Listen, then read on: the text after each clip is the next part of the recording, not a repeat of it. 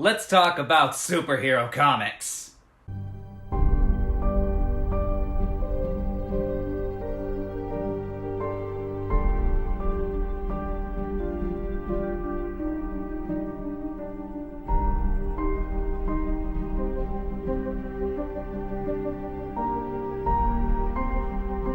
Yes, the guy who lives in Japan and could probably tell you lots of really interesting things about Japan, as well as how we're all coping with that horrible virus going on, is instead going to tell you all about the hypothetical version of a better movie that was never made. If you clicked on this video, you probably know all this, but quick recap. In 2016, the world was graced with a piece of true cinéma d'enfer called Batman v Superman: Dawn of Justice. I hated it, and was labeled by many as a drooling Marvel fanboy who just wants to see jokes and explosions. Because, somebody who has bought this many friggin' Batman comics is clearly just a biased Marvel fanboy who wants to laugh at the ha-ha and the explosions. But yeah, I and many others hated it, which is where the story gets interesting. At least, more interesting than the movie was. While Batman v Superman was hitting theaters, the same cast and crew, most notably director and franchise architect Zack Snyder, were working on a follow-up starring the entire Justice League. The movie was supposed to be a two-part film and would have been, according to Snyder, a piece of a 5-film arc. However, when Batman v Superman was a critical and financial disappointment, the movie got retooled, reshot, everything really. Then Snyder had to step down from directing due to a really terrible family tragedy, and Avengers director Joss Whedon took over. Along with a really phony-looking CGI mustache removal. What, did you really think we were going to talk about the whole Snyder Cut and not bring up the CGI mustache? I mean, for crying out loud, this mustache right here, this looks more realistic than the one that the $1 million movie had, and this is just a cheap cell phone filter. The resulting Justice League film was a mismatch of two directors whose styles couldn't be more different, and audiences worldwide looked into their hearts and responded with a resounding cry of, "Hey, let's go watch Thor Ragnarok again!" Yes! We know each other! He's a friend from work! But Snyder's replacement led to a conspiracy theory that somewhere in the halls of Warner Brothers was a top-secret Snyder Cut of Justice League that was his complete, or at least approximate vision of what the movie was supposed to be. Yeah, I don't think it exists. Sorry guys, it just does not exist, and if you really would like to know why, I'm sure I could probably explain that in a future video. However, I did think, why don't we talk about the DC comic that supposedly Snyder was building up to, the event comic of 2007, DC's Final Crisis. Now, Final Crisis is a comic book that I really enjoy. However, it is a weird book. In preparation for this video, I reread it, and to be honest, the first issues of it are pretty straightforward. Darkseid, obviously the biggest big bad of the DC universe, wants to take over the Earth. And yes, movie fans, I know, he looks like Thanos. Who do you think Thanos was based off of? Anyways, Darkseid wants to conquer the world by brainwashing it with something called the anti-life equation. Hey, that makes a certain baffling scene in Batman v Superman make some sense now. Also, for some reason, Wonder Woman says "Hola" while punching somebody, and there's some Japanese superheroes who really don't do anything in the story. Batman dies, but comes back a few years later because comic books, and in the end we find out that Darkseid isn't even the real villain behind any of this, but actually an evil space vampire who some online comic book fans think is a representation of British comic book writer Alan Moore. What? Did I mention that the guy who wrote this, Grant Morrison, used to do a lot of drugs? Well, now you're probably not shocked, but okay, now here's where it gets kind of weird. Yes, Now's when it gets weird.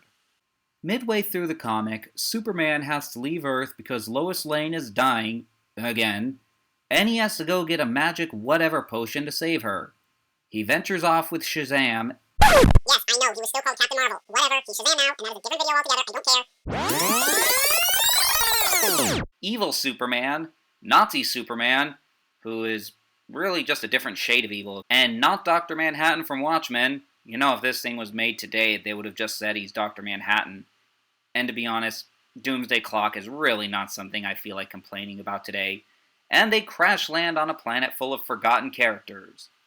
Now, when I say forgotten characters, I don't mean obscure DC characters. I mean people who claim that they're from stories long forgotten by their worlds, and Superman is the next character to be forgotten, and I'd like to remind you, Grant Morrison used to do a lot of drugs.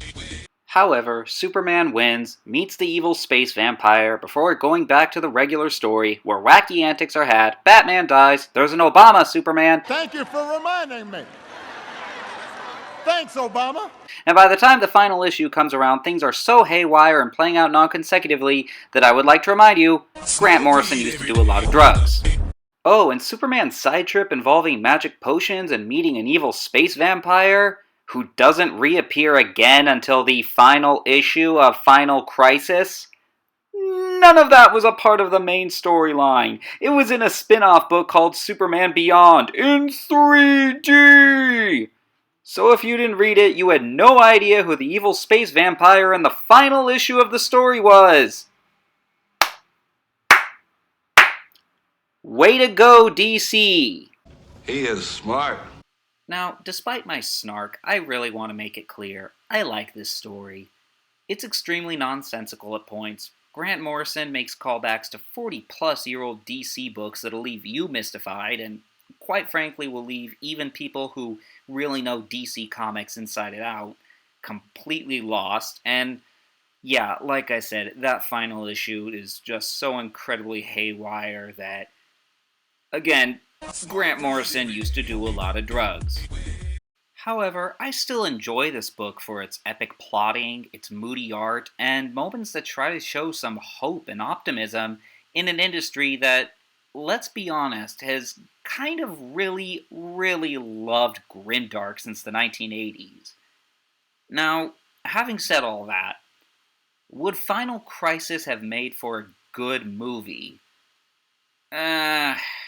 You know, it's like Bill Parcells said, you are what your record says you are. And in my opinion, Zack Snyder's record on the DC movies was not very good. I know some people really liked them, and hey, you're entitled to your opinion, but for me, no, I don't think it would have worked under his reign. But even if you think his movies are good and he was the right choice for these characters, Final Crisis is still a bizarre choice for a movie that would have had to be heavily retooled. Aside from Darkseid's invasion of Earth, the anti-life equation, and Batman dying, I really don't see how much of it you could have used for a film. Before you think I'm ripping on the DC movies, keep in mind, even the lauded Avengers Infinity War was heavily reworked from the comic book it was based off of.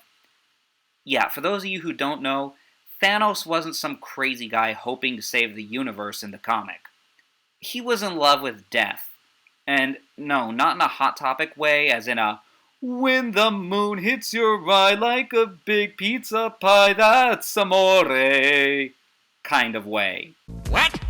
If you're one of those guys who's still really bummed out that we're never going to see what Zack Snyder wanted to do with his Justice League movies, and you're curious to see what he might have had in mind, I'd recommend giving this comic book a shot. You can get it off Comixology, any other digital purchase, or just go ahead and order the trade paperback. Honestly, it's a pretty decent read, and again, the trade will give all the important tie-ins, so you won't be Smoke weed every day. too lost. Again, Mr. Morrison, please, no more drugs. Well, that was kind of fun, but that's all for today. So anyways, thanks for watching, and I really hope that maybe you learned something. Maybe you'll want to go out and find this comic book for yourself. Like I said, I recommend it. Please like, comment, subscribe, or leave an angry comment for me telling me that I am just a moronic Marvel fanboy, alliteration, and demand to know how much Disney has paid me. The answer, kiddies, is not enough. 悲しい時でも泣きたい時でもデジタイザーは響く元気なふりして答えてみたってお前には隠せない何でも言えよって静かな声が返ってきた